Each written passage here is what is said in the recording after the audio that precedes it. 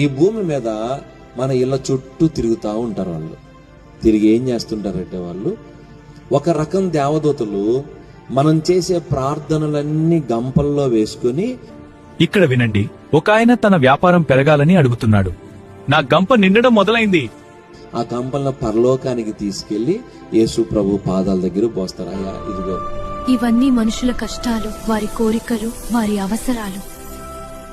రెండో రకం దేవదూతలు ఉన్నారే, వీళ్ళు ఏం చేస్తారంటే, భూమి మీద పొద్దున్నే వేకుజామున లేచి ఎవరైతే దేవా నీకు స్తోత్రాలు, పరిశుద్ధుడా నీకు స్తోత్రాలు, యేసయ్యా నీకు స్తోత్రాలు, మంచి దేవా నీకు స్తోత్రాలు స్తుతిస్తారో, ఈ స్తుతులన్నీ వీళ్ళు వాళ్ళ గంపలు వేసుకుని పైకి తీసుకెళ్తారు.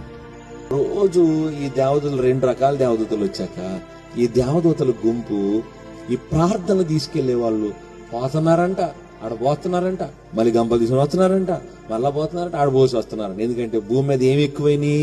ప్రార్థనలు ఎక్కువ. నాకు అది ప్రభువా, ఇది ప్రభువా, అది చేయి ప్రభువా, ఇది చేయి ప్రభువా, నా బిడ్డను కాపాడయ్యా, నాకు పని అయ్యా, నన్ను సంతోషంగా చూడయ్యా అని ప్రార్థనలు ఎక్కువైపోయినాయి.